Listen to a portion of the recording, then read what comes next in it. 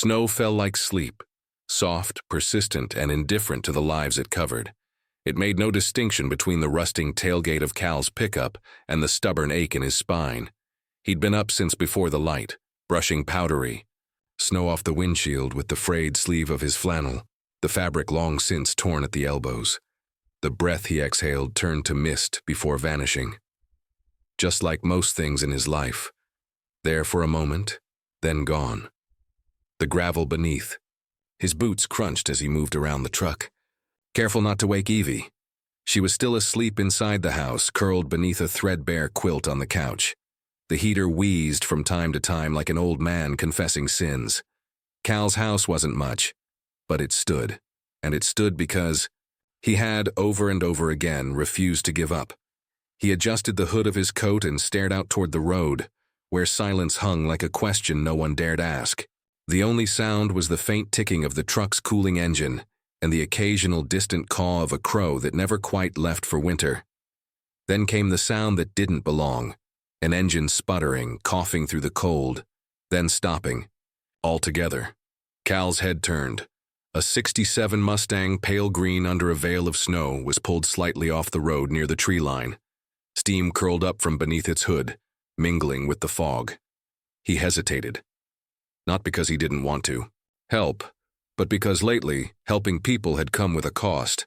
Trust was a currency he couldn't afford to waste.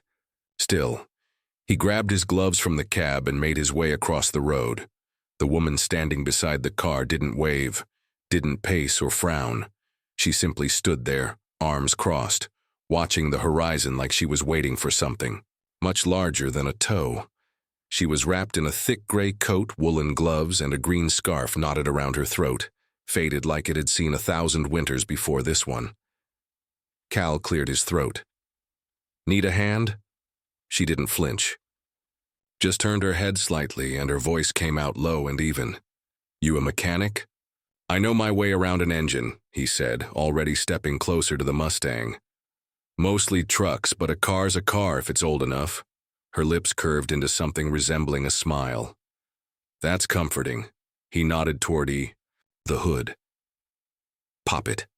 She did, and together they lifted the heavy metal, revealing a maze of parts and wires. Steam hissed softly, and the air filled with the sharp scent of antifreeze and old oil. Cal took a step back and whistled. "You've got a beauty here," he said, meaning it. "Most people don't keep these running." "She's temperamental," the woman replied, "but loyal until this morning." He started fiddling with the connections, checking belts and fluid lines. The cold made everything slower, his fingers numb even through the gloves, but he moved with care, not rushing. She didn't interrupt, she didn't hover. She just watched, her gaze steady and calm. "You local?" he asked eventually. "Passing through," she said. "Kind of." He looked up at her, eyebrows raised. "Kind of?" A shrug. "I've been here before, a long time ago, thought I'd see how it changed." He didn't press. Everyone had a reason for returning to a place they'd once left behind. He respected the quiet ones more than the talkers. They had deeper wells. After a few minutes, he tightened one last bolt and stepped back. "Try it now." She slid into the driver's seat, turned the key. The Mustang groaned, sputtered, then roared to life like a waking beast. The sound rolled through the cold morning, vibrant and alive. She shut off the engine and stepped out, giving him a long look. "You have a name?" she asked. "Cal," he replied. She nodded. "June." He waited for more, but she offered nothing else. Just June, like that was all she needed to be. She reached into the car and pulled out a battered thermos, unscrewed the cap, and handed it to him. "Coffee?" He took it, cautious. The scent surprised him, cinnamon and dark roast. It reminded him of something warm and distant. He took a sip. It burned just enough to feel real. "Thank you," she said quietly. "Wasn't much," he replied. "It was enough." A breeze kicked up, stirring the snowflakes between them. Time passed without urgency. He handed back the thermos. She took it, her gloves brushing against his. "Well," he said, shifting his weight. "You're good to go." June reached into the front seat, pulled something out, a scrap of brown paper, and scribbled on it quickly before walking around to his truck. She tucked it beneath his windshield wiper, then got back into her car. The Mustang purred to life.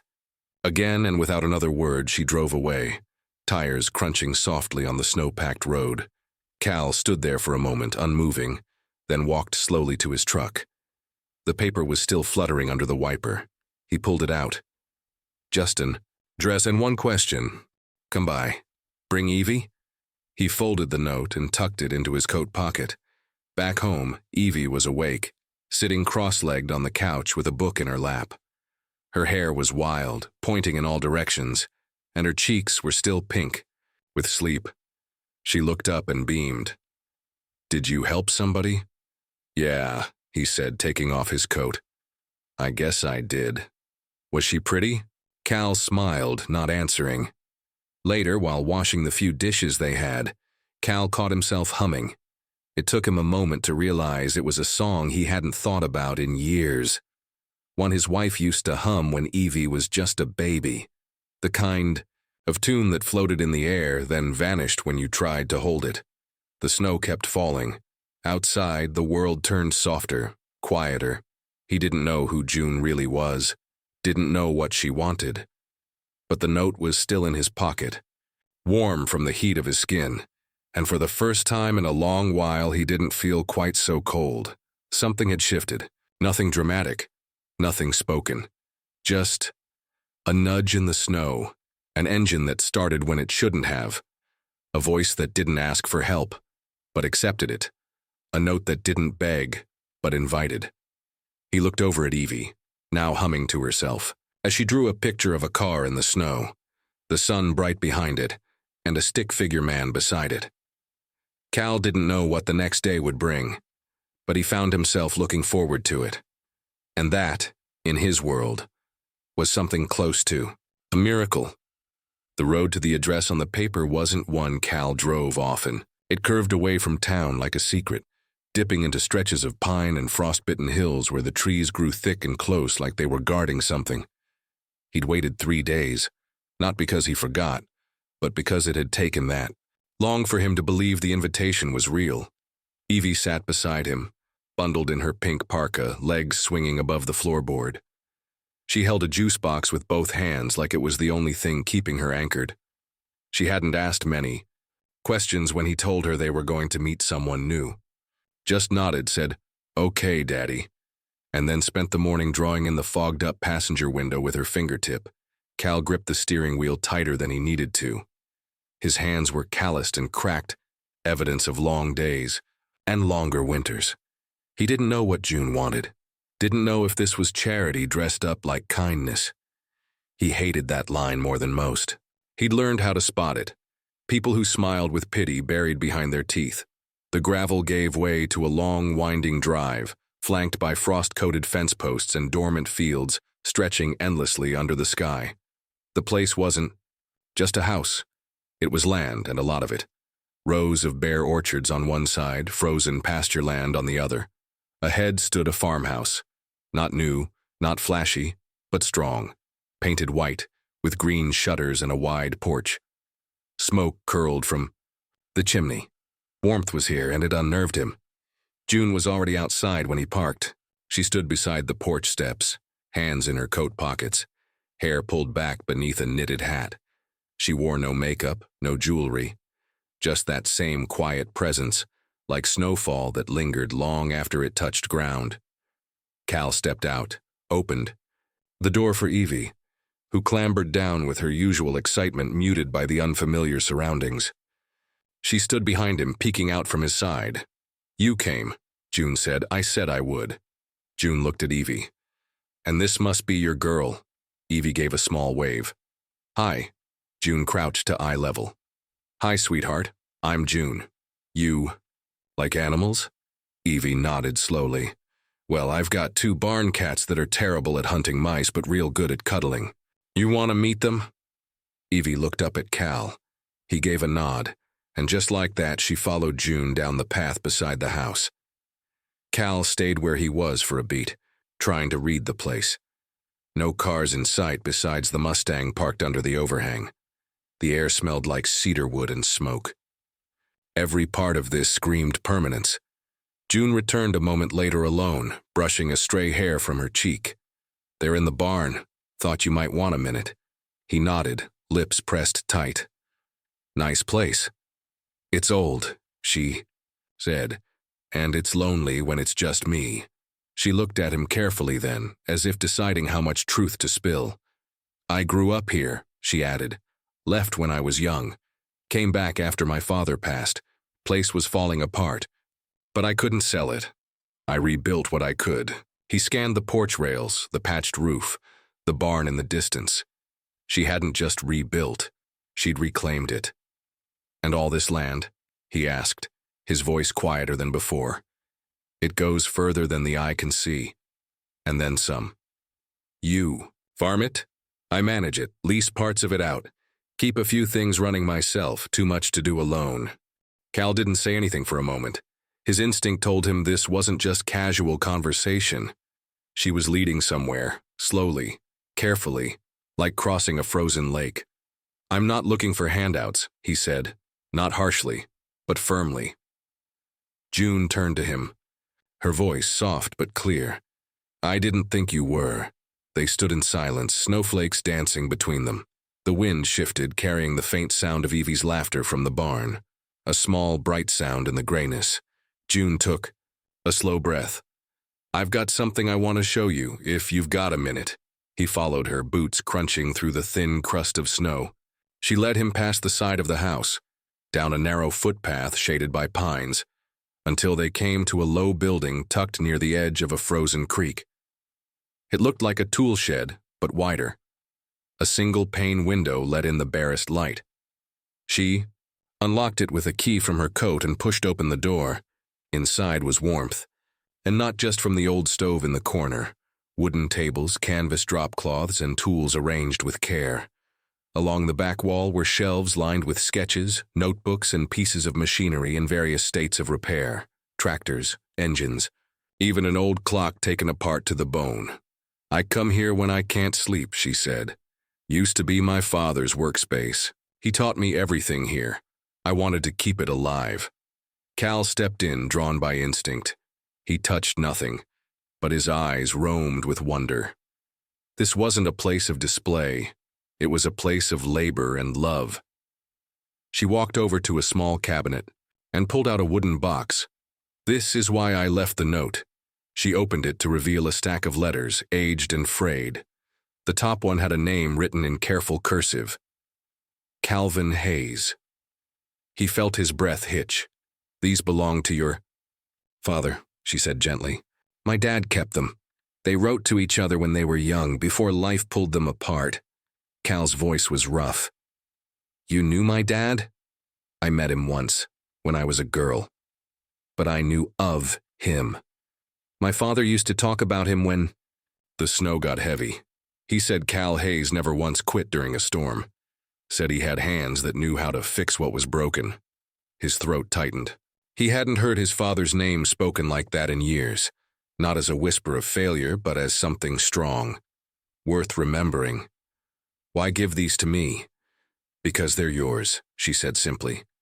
"And because I think maybe you could do something here if you wanted." His eyes met hers. "You don't know me." "No," she agreed, "but I saw the way you looked at that engine. Like it wasn't just metal, like it mattered. And the way your daughter watches. You when you're not looking, like you hung the moon." He looked down, unsure where to place his hands. "I don't offer out of charity, Cal," she said. "I offer because I've been alone too long. And this place, it needs people who know how to care for things that break." A silence settled. Between them, weighty and true. He took the box of letters carefully, like it might fall apart in his hands. They left the shed without speaking, the door creaking gently shut behind them. Evie met them halfway back, snow on her mittens, a smile on her lips. "Daddy, the cats followed me. They like me." "I bet they do," he said, brushing a clump of snow from her hood. "Can we come back?" He looked at June. She didn't say yes, didn't say anything. Just stood there, quiet and open, like she was waiting for a truth to take root. Cal felt something inside him shift. Not all at once, but like thaw, beginning at the edges. "Yeah," he said finally. "We can come back." And the words felt real the moment he spoke them. The three of them walked up the porch steps together, the sun dipping lower behind the hills, bleeding amber across the white land. The cold remained, but so did the warmth, gentle and growing. He didn't know what would happen next, but the door had opened, and for now that was enough. Cal stood at the edge of the barn, a wrench in one hand and a smear of grease running from his wrist to elbow. The sun hadn't climbed far yet, but the cold was already breaking under its early rays, melting thin ice into glistening drops along the barn roof. It had been 3 weeks since June handed him that box of letters. 3 weeks since he started coming back, to the farm, to the tool shed, to a part of himself he'd long boarded shut.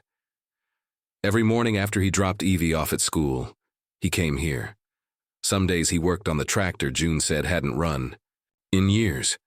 Other times he repaired hinges, cleared fence lines, rewired the barn lights, quietly, steadily, as though repaying a debt he never spoke aloud.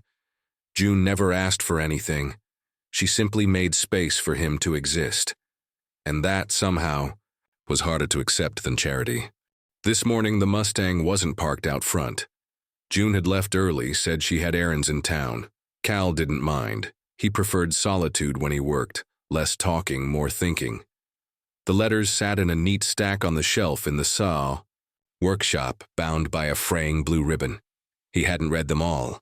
Some were too heavy, others too personal, like walking in on a conversation he wasn't meant to hear. But he'd found pieces of his father in them, small fragments of a man who once dreamed, once fought, once lost things that mattered. The heavy barn doors creaked open behind him. Evie's voice called out, high and sweet, "Daddy?"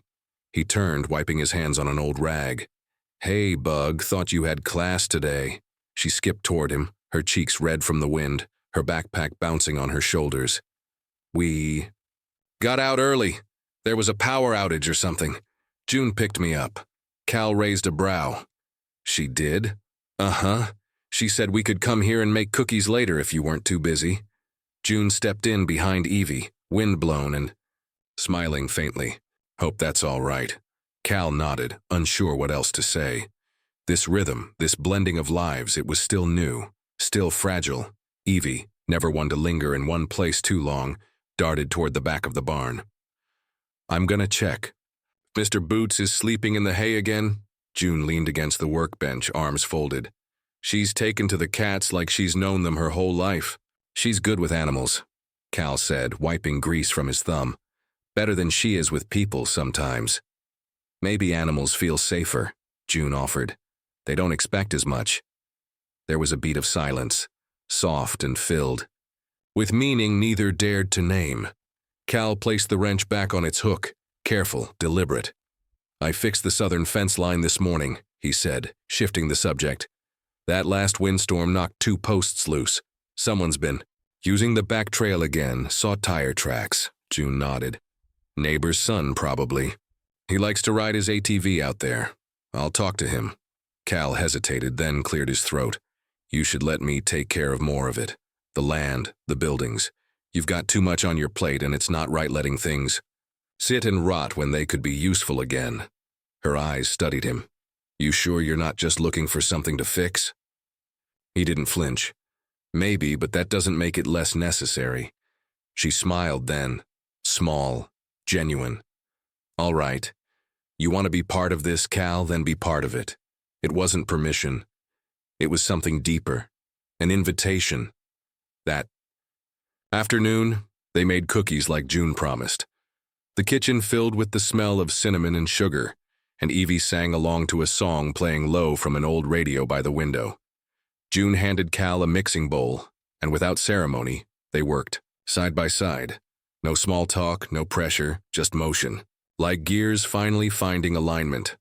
Later, as the light shifted gold and long shadows stretched across the porch, Cal stood outside with a mug of coffee warming his hands.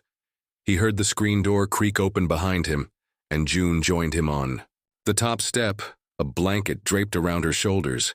"She told me today she wants to live on a farm when she grows up." June said softly. Said animals are less complicated than people. She's not wrong, Cal murmured. They were quiet for a while. June turned toward him. Why'd you really come back, Cal? The question didn't surprise him. What surprised him was how easily the answer came now. I got tired of building walls, he said. Everything in me's been survival for so long. I forgot what it felt like to breathe easy.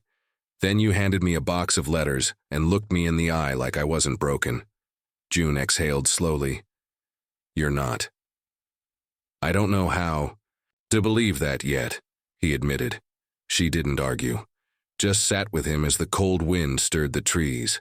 The next week brought snow, heavy, wet, clinging to the world like a second skin. Cal shoveled paths before the sun rose, made sure the barn animals were warm, and repaired the wood stove in the back room that had gone cold years ago. Every evening he read Evie to sleep in the guest room June insisted they use during storms.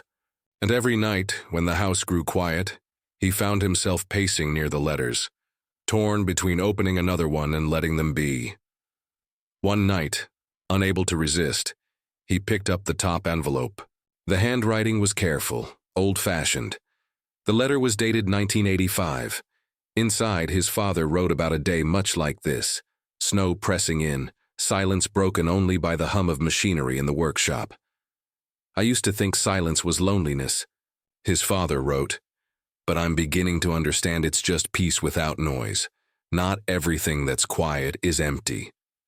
Cal stared at those words long after the ink had blurred in his vision. The next morning, June found him in the barn, staring at a rusted tractor engine he'd taken apart and half forgotten.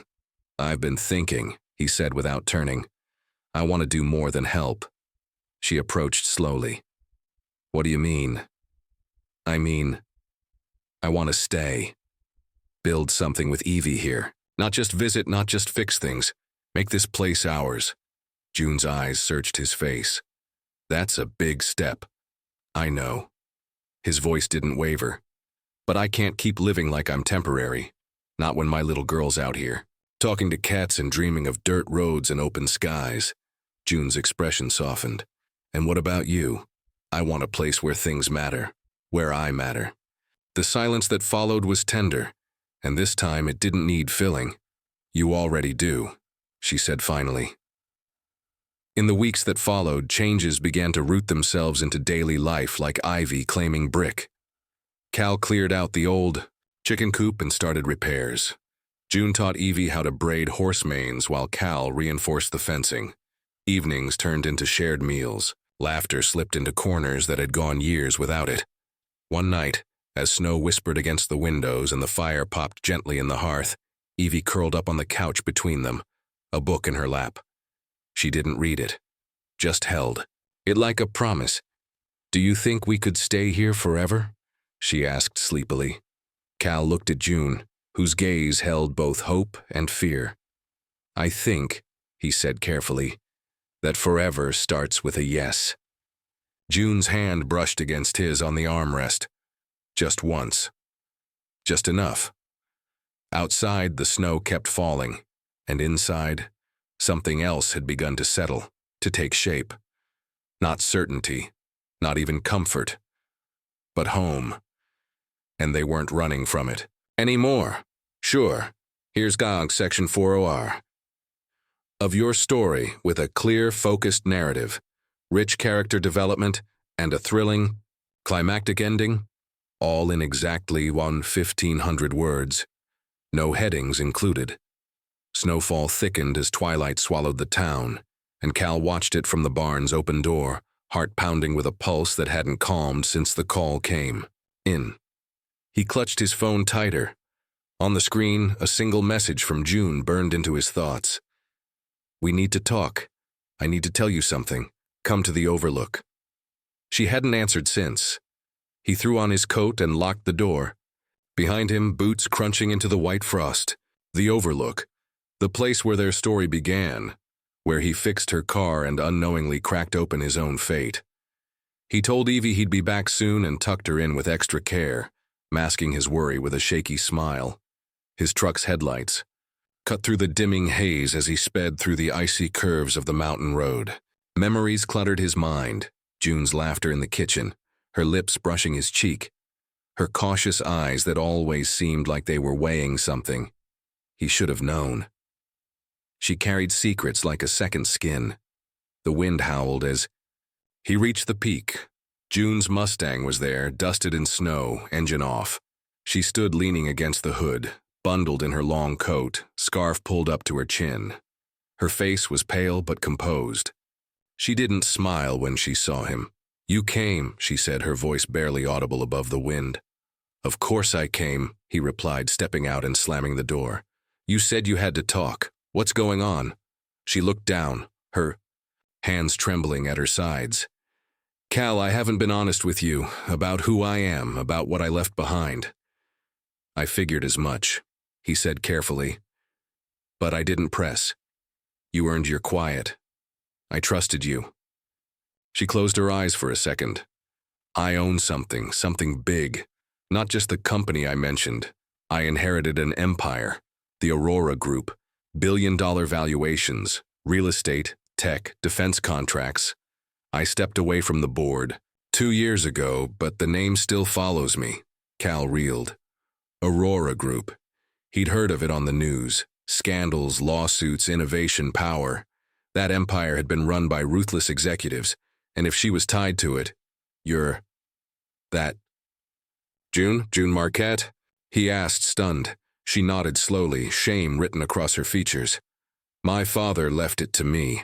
I walked away when I saw what it was doing to people. But now they want me back. Someone's been pulling strings, forcing my hand. I've been trying to stay hidden, but that's over now. They found me, that's why I asked you here." Cal took a step back, heart thudding. "Why didn't you tell me?" "I was terrified," she whispered. "You were the first real thing I've felt in years. I wanted it to stay real, not be about money or power." He stared out at the snow-covered valley, jaw clenched. "So what now? What do they want from you?" "They want me to sign over control," she said. "There's a vote happening at midnight. My uncle Damien, he's planning a takeover. If he wins, he'll sell the company's clean energy division, the one division doing actual good. If I vote against him, I keep control."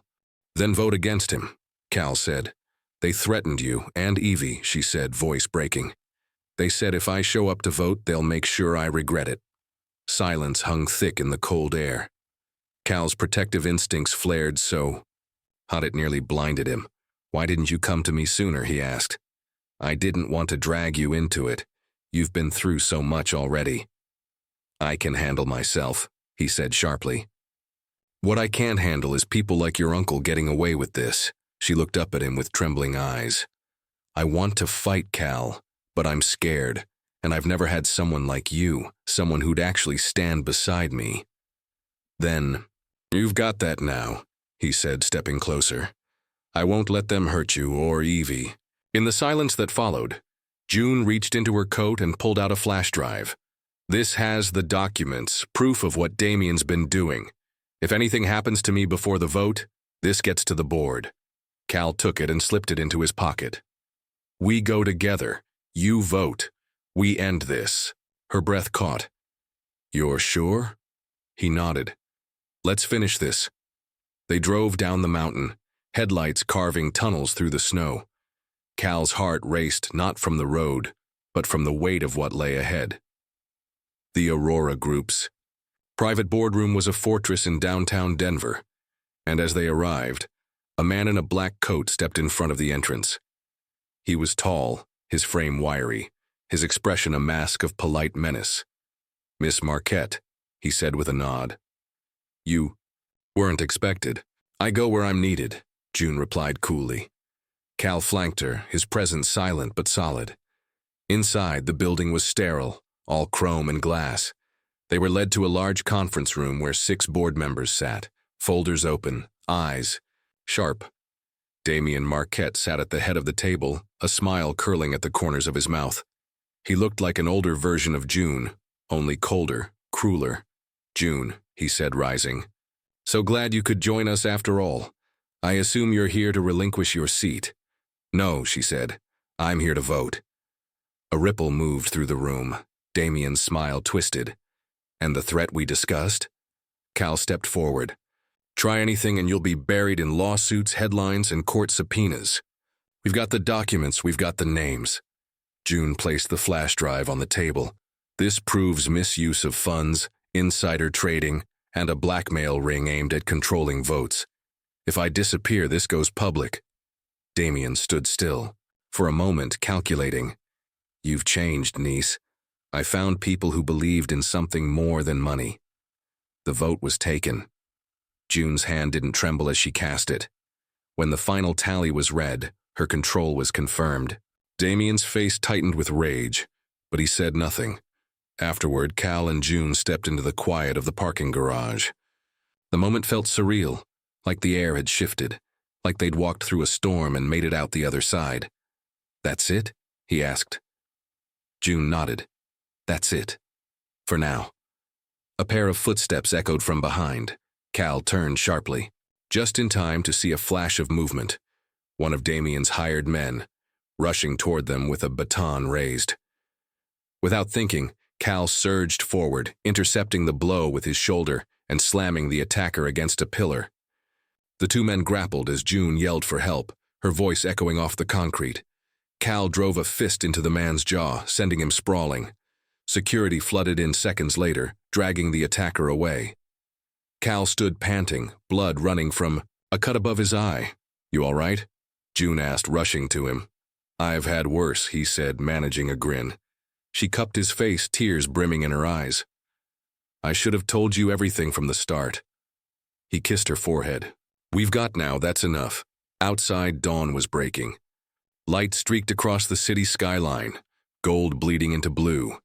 They stood together in that parking lot, a billionaire runaway and a single father-turned-hero, their futures no longer defined by what they'd lost, but by what they'd found, in each other. And though the storm had passed, both knew something undeniable had changed. They weren't running anymore.